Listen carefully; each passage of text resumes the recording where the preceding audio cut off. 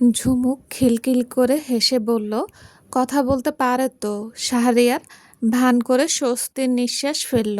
আলহামদুলিল্লাহ, আমি তো ভেবেছিলাম আমার কপালটাই পোড়া। এতক্ষণ ধরে একাই বকবক করছি আর উনি নিশ্চুপ হয়ে শুনেছেন। বাচ্চাগুলো হো হো করে হেসে উঠল। শাহরিয়ার আবার প্রশ্ন করল, তাহলে আমার সঙ্গে কথা বলে না কেন? ঝুমা কাঁধ ঝাঁকিয়ে বলল, দিদি সবার সঙ্গে কথা বলে না। আমরা অনেক দিন ধরে চিনি বলেই কথা বলে। শাহরিয়ার ঠোঁট কামড়ে মাথা নেড়ে বলল, ওহ, তাহলে বুঝি আমি এখনো মানুষ ক্যাটাগরিতে উঠতে পারিনি। আবারও হাসির রোল পড়ে গেল। কয়েক মুহূর্ত নীরব থেকে শাহরিয়ার ক্যামেরাটা খুলল। স্ক্রিনে সেদিন তোলা ছবিটা বের করে কুহুর সামনে ধরল। ছবিতে কুহু দূরে বসে ক্যানভাসে রঙের আঁচড় দিচ্ছে। চারপাশে পদ্মার জল, বটগাছের ছায়া আর সোনালি বিকেলের আলো সব মিলিয়ে দৃশ্যটা যেন কোনো শিল্পীর স্বপ্ন। শাহরিয়ার মুগ্ধ কণ্ঠে বলল, আমি এই ক্যানভাসটা কিনতে চাই। কুহু একবার ছবিটার দিকে তাকালো, তারপর শান্ত সুরে বলল, আমি আমার ছবি বিক্রি করি না। দামটা আপনি বলুন। এর কোনো দাম নেই? তাহলে একটা অনুরোধ করতে পারি। কুহু এবারও নিশ্চুপ। শাহরিয়ার হালকা হেসে বলল, আপনার সঙ্গে পরিচিত হওয়া যাবে? কুহু সোজাসাপটা উত্তর দিল, না। শুধু পরিচয়, বন্ধুত্ব না, বিরক্তও করব না। না। শাহের হাসিটা এবার একটু ম্লান হয়ে এলো। আপনি এত রূঢ় কেন? কুহু তার দিকে তাকালোই না। রং তুলি, ক্যানভাস, পানির বোতল সব ধীরে ধীরে গুছিয়ে ব্যাগে ভরে নিয়ে কোনো উত্তর না দিয়ে নদীর পাড় ছেড়ে হাঁটতে শুরু করলো। আজ আর তার ছবি আঁকা হলো না। শাহরিয়ার কয়েক পা এগিয়ে ডাকলো, এই কুহু। কুহুর পদক্ষেপের কোনো পরিবর্তন এলো না, যেন ডাক্তার তার কানে পৌঁছায়নি। শাহরিয়ার হেসে নিজের মনেই বলল, বাহ, জীবনে এই প্রথম কোনো মেয়ে আমাকে এমন সুন্দরভাবে পাত্তাই দিল না। ব্যাপারটা অদ্ভুত, তবে মন্দ লাগছে না। সে ফিরে এসে বাচ্চাদের মাঝে বসে পড়ল। আচ্ছা, তোমাদের কুহু দিদির বাড়ি কোথায়? রাহিন মাথা নেড়ে বলল, জানি না। কি করে জানো না? তোমরা তো রোজ আসো। মুনিয়া বলল, দিদি আসে, আমাদের পড়ায়, গল্প করে, তারপর চলে যায়। আমরা কোনোদিন জিজ্ঞেস করিনি। শাহরিয়ার হেসে মাথা নাড়ায়, তোমাদের দিদি তো দেখছি একেবারে রহস্যময় মানুষ। নাম জানলাম, কিন্তু মানুষটাকে একটুও জানা হলো না। একটু থেমে দূরে মিলিয়ে যাওয়া কুহুর পথের দিকে তাকিয়ে বিড়বিড় করে বলল, মানুষটা অদ্ভুত। কেউ ভদ্রভাবে দুটো কথা বলতে চাইলে এভাবে এড়িয়ে যায়। এটাকে কি বিনয় বলল, নাকি অপমান? যাই হোক, আমি কিন্তু এত সহজে হাল ছাড়ছি না। কুহু এদিকে বাড়িতে ফিরতেই কুহুকে ডেকে ডাকলেন সেলিম মিয়া। কুহু যান, এদিকে একবার আয় মা। কুহু ব্যাগটা নামিয়ে শান্তভাবে বাবার সামনে গিয়ে দাঁড়ালো। সেলিম মিয়া কিছুক্ষণ মেয়ের মুখের দিকে তাকিয়ে রইলেন, তারপর গলা খাকারি দিয়ে বললেন, আগামীকাল দুপুরে কিছু অতিথি আসবে। কুহু নির্বিকার কণ্ঠে জিজ্ঞেস করলো, কেন? মিনারা বেগম রান্নাঘর থেকে বেরিয়ে এসে মৃদু হাসলেন, তোকে দেখতে আসবে। কুহু ব্রু কুঁচকে গেল, আমাকে দেখতে? সেলিম মিয়া এবার দৃঢ় স্বরে বললেন, হ্যাঁ, পাত্রপক্ষে আসবে। অনেক ভেবেচিন্তে সিদ্ধান্ত নিয়েছি। আর কোনো কথা নয়। কুহুর মুখ থেকে মুহূর্তেই সমস্ত রং উধাও হয়ে গেল। ঠোঁট দুটো কেঁপে উঠল, কিন্তু কোনো শব্দ বের হলো না। সে একবার বাবার দিকে, একবার মায়ের দিকে তাকালো, তারপর খুব ধীর কণ্ঠে বলল, আমি তো বলেছিলাম আমি আর বিয়ে করতে চাই না। সেলিম মিয়া মেয়ের কাঁধে হাত রেখে নরম গলায় বললেন, চাওয়া না চাওয়ার বাইরে এও জীবনে কিছু দায়িত্ব থাকে মা। আমরা তো চিরদিন তোর পাশে থাকবো না, অন্তত একবার মানুষগুলোকে দেখে নে। পছন্দ না হলে জোর করব না। কিন্তু না দেখে না শুনেই দরজা বন্ধ করে রাখিস না। কুহু কোনো কথা আর উত্তর দিল না। মাথা নিচু করে ধীরে ধীরে নিজের ঘরের দিকে চলে গেল। দরজাটা ভেতর থেকে বন্ধ করে কিছুক্ষণ নিশ্চুপ দাঁড়িয়ে রইল, যেন চারপাশের সব শব্দ এক নিমেষে স্তব্ধ হয়ে গেছে।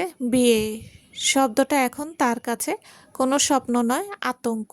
পুরুষ এই শব্দটার মধ্যেও সে আর নিরাপত্তা খুঁজে পায় না, বরং অদৃশ্য এক ভয় বুকের ভেতর কাটা হয়ে বিঁধে থাকে।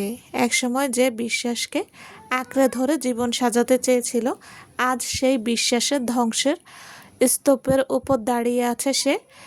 মানুষকে বিশ্বাস করতে চায়, কিন্তু মন আর সায় দেয় না। মনে হয় যতবার কাউকে আপন ভাববে ততবারই ভাগ্য তার হাত থেকে সব কিছু ছিনিয়ে নেবে। সে ধীরে ধীরে বিছানায় শরীর এলিয়ে দিল, সিলিংয়ের দিকে শূন্য দৃষ্টিতে তাকিয়ে রইল অনেকক্ষণ। তার মনে হতে লাগলো, এত কষ্টে গুছিয়ে নেওয়া জীবনটাই বুঝি আবার ঝড়ের পূর্বাভাস বইছে। অনেক পরিশ্রমে বুকের ভেতরের ক্ষতগুলোকে শুকিয়ে এনেছে। আবার যদি কেউ এসে সেগুলো রক্তাক্ত করে দেয়, যদি আবার কোনো মিথ্যে ভালোবাসা, কোনো মায়ার জালে তাকে গ্রাস করে, যদি আবারও একদিন সব হারিয়ে নিঃস্ব হয়ে যেতে হয়। না, সেই সাহস আর তার নেই। চোখ দুটো ধীরে ধীরে বন্ধ হতেই স্মৃতিগুলো দরজা ভেঙে ঢুকে পড়ল। জিসানের হাসি মুখ, তরির বিশ্বাস ভরা আশ্বাস, একটা ছোট্ট ফ্ল্যাট, অনাগত সন্তানের প্রথম খবর শুনে আনন্দে কেঁপে ওঠা বুক। তারপর সেই অভিশপ্ত বিকেল, বন্ধ দরজার ওপাশের বিশ্বাসঘাতকতার দৃশ্য, রক্তে ভেসে যাওয়া মেঝে, হাসপাতালের সাদা দেওয়াল, আর ডাক্তারদের সেই নির্মম ঘোষণা, আমরা দুঃখিত। কুহু হঠাৎ চোখ মেলে তাকালো। বুকের ভেতরটা ধকধক করছে, নিঃশ্বাস ভারী হয়ে এসেছে, কপালে চিকচিক করছে ঘাম। দু হাতে মুখ ঢেকে ফিসফিস করে বলল, কেন কেন বারবার ফিরে আসো তোমরা? আমি তো ভুলে যেতে চাই, আমি আর পারি না। অশ্রু গড়িয়ে পড়তে লাগলো বালিশে। অতীত বড় নিষ্ঠুর। যে মানুষ ভুলে যেতে চায়, অতীত ঠিক তাকেই সবচেয়ে বেশি তাড়া করে বেড়ায়। কখনো কোনো শব্দে, কখনো কোনো গন্ধে, কখনো আবার একটি সাধারণ ঘটনাকে অজুহাত বানিয়ে পুরনো ক্ষতগুলো নতুন করে রক্তাক্ত করে দেয়। কুহু ধীর পায়ে ড্রেসিং টেবিলের সামনে এসে দাঁড়ালো। আয়নায় সন্ধ্যার স্বচ্ছ কাচের ভেসে উঠল তার অবয়ব। অনেকক্ষণ নিজের দিকে তাকিয়ে রইল। মনে হলো আয়নার ওপাশে দাঁড়িয়ে থাকা মেয়েটা সে যেন সে নয়, সম্পূর্ণ অপরিচিত এক নারী। একটা সময় এই চোখ দুটো ভরে থাকতো রঙিন ভবিষ্যতের স্বপ্ন। বিয়ে নিয়ে কত হাসি ঠাট্টা, কত কল্পনা, কত পরিকল্পনা। লাল শাড়ি, নতুন সংসার, ভালোবাসায় ভরা একটি পরিবার, স্বামীর হাত ধরে সারা জীবন পথ চলা, এসব নিয়েই ছিল তার ছোট্ট পৃথিবী। তখন মনে হতো ভালোবাসা মানেই নিরাপত্তা, বিয়ে মানেই সারা জীবনের আশ্রয়। কিন্তু আজ বিয়ে শব্দটা কানে আসলেই বুকের ভেতর অদ্ভুত এক ভয় নেমে আসে। মনে হয় কেউ যেন তার পুরনো ক্ষতগুলো আবার ছিঁড়ে খুলে দিচ্ছে। যে সম্পর্ক একদিন তার কাছে স্বপ্ন ছিল, আজ সেটাই সবচেয়ে বড় দুঃস্বপ্ন। এক সময় সে নতুন সংসারের স্বপ্ন দেখত, আর এখন নতুন সম্পর্কের কথা ভাবলেই রুদ্ধশ্বাস লাগে। আগে ভালোবাসার গল্প শুনলে মুগ্ধ হতো, এখন সেসব গল্পের শেষটুকুই আগে খুঁজে বেড়ায়। কারণ সে জানে সব গল্পের সমাপ্তি সুখের লেখা হয় না। আয়নার দিকে তাকিয়ে কুহু নিজের চোখের গভীরে জমে থাকা ভয়টা স্পষ্ট দেখতে পেল। ঠোঁটের কোণে এক চিলতে তিক্ত হাসি ফুটে উঠল। মনে মনে বলল, একটা মানুষ যথেষ্ট ছিল আমার ভালোবাসার সংজ্ঞা বদলে দিতে। এখন আর বিয়ে নয়, কাউকে বিশ্বাস করার কথাও ভাবতে ভয় লাগে। যদি আবারও কোনো হাসির আড়ালে লুকিয়ে থাকে বিশ্বাসঘাতকতা, যদি আবারও নিজের হাতে গড়া পৃথিবী এক মুহূর্তে ভেঙে পড়ে, প্রশ্নগুলো কোনো উত্তর নেই আজ, হয়তো কোনো একদিন ঠিকই উত্তর মিলবে। আজকাল তরির আচরণে রীতিমতো হাঁপিয়ে উঠেছে জিসান। এক সময় যে মেয়েটার জন্য সব কিছু ছেড়ে এসেছিল, আজ সেই মানুষটার সঙ্গে একই ছাদের নিচে থেকেও যেন দম বন্ধ লাগে তার। প্রতিটি মুহূর্তে সন্দেহ, জেরা, অকারণ রাগ আর হুমকি সব মিলিয়ে সংসারটা ধীরে ধীরে কারাগারে পরিণত হয়েছে। মাঝে মধ্যে তার মনে হয় একটু নিঃশ্বাস নেওয়ার মতো জায়গা যদি কোথাও পাওয়া যেত। অফিসটাই এখন তার একমাত্র স্বস্তির আশ্রয়। অন্তত কয়েক ঘন্টার জন্য হলেও সেখানে কেউ তার অতীত নিয়ে প্রশ্ন করে না, ঘরে ফিরতে দেরি হলে কৈফিয়ত চায় না। এই কারণেই ইদানিং রিমির সঙ্গে কথা বলতে ভালো লাগে তার। মেয়েটা অযথা ব্যক্তিগত বিষয়ে নাক গলায় না, আবার প্রয়োজন হলে মন খুলে দু একটা কথা ও বলে।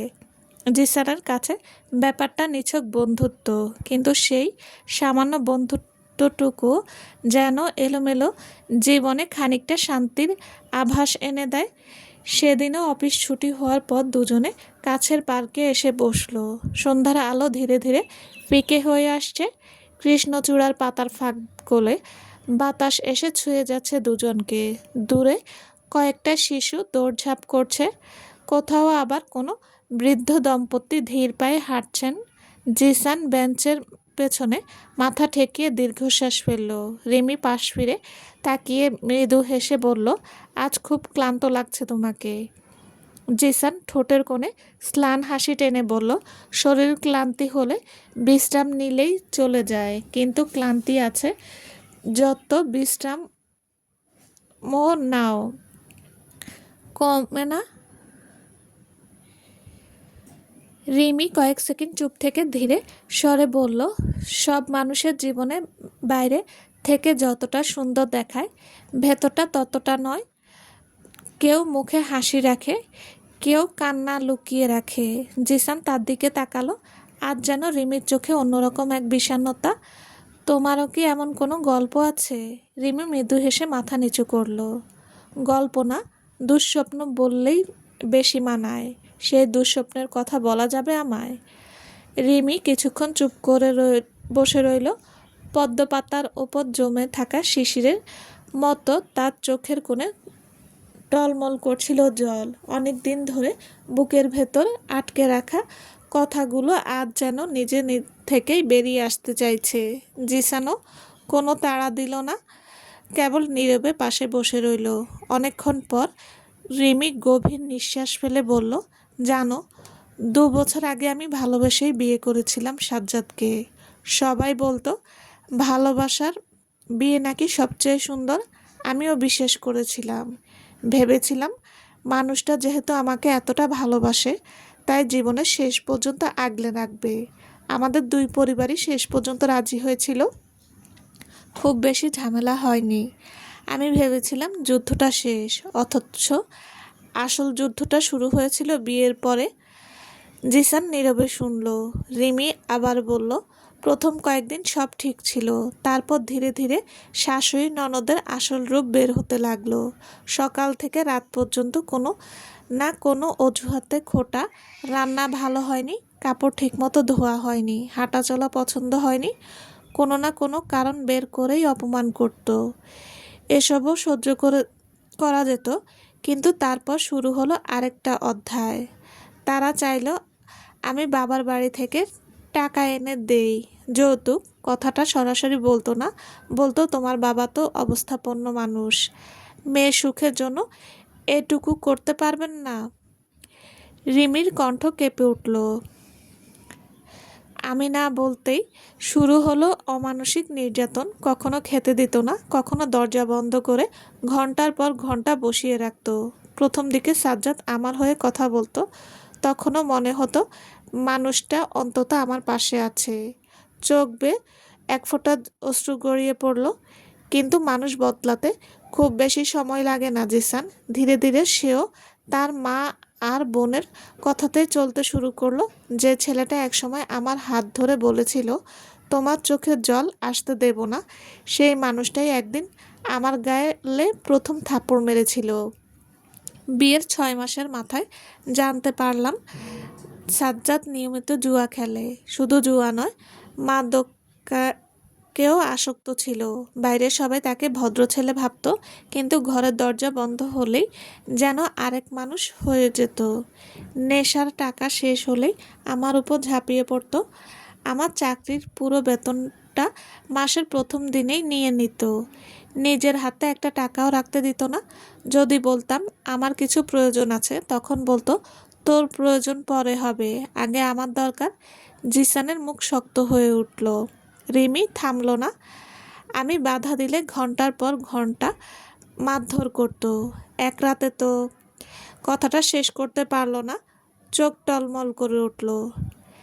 কিছুক্ষণ পর নিজেকে সামলে বলল, এক রাতে আমাকে ঘরের খুঁটির সঙ্গে দড়ি দিয়ে বেঁধে রেখেছিল সারা রাত, শুধু এই কারণে যে আমি তার হাতে টাকা তুলে দিতে পারিনি। হাত পা অবশ হয়ে গিয়েছিল, তবু কারো মন গলেনি। ভোরে শাশুড়ি এসে বলেছিল, আরেকটু শিক্ষা হোক, বউ বেশি মাথা তুললে এমনই হয়। জিসানের বুকের ভেতরটা অদ্ভুত মোচড় দিয়ে উঠল।